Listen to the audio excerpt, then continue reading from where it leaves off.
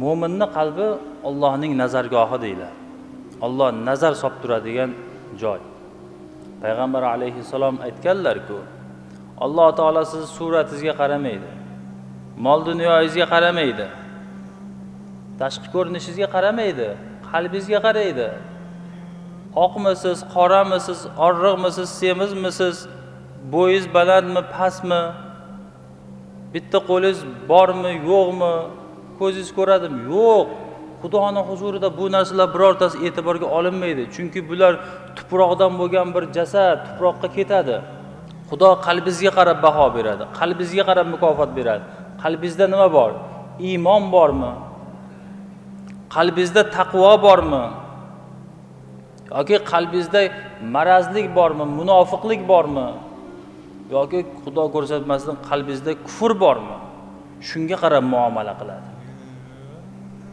At-taqvo hahuna deganlar Nabiy alayhisalom. Taqvo qalbda bo'ladi. Allohdan qo'rqadigan bandani taqvosi qalbda bo'ladi. Lekin o'sha qalbda bo'lgan taqvoni alomati bandani qilayotgan amallarida ko'rinadi. Bugungi kunda eshitamiz-ku, men qalbim toza deydi.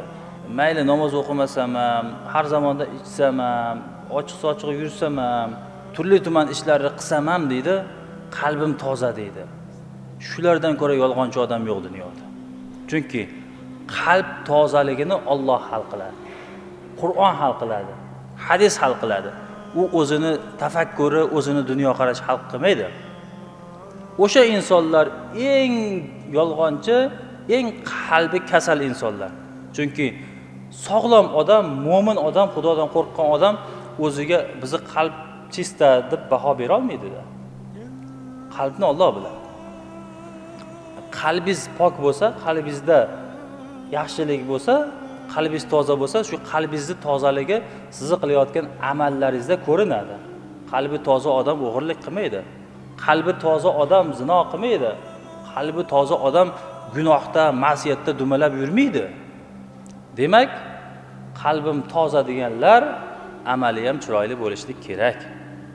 Aksincha bo'lsa, yolg'ondan boshqa narsa emas.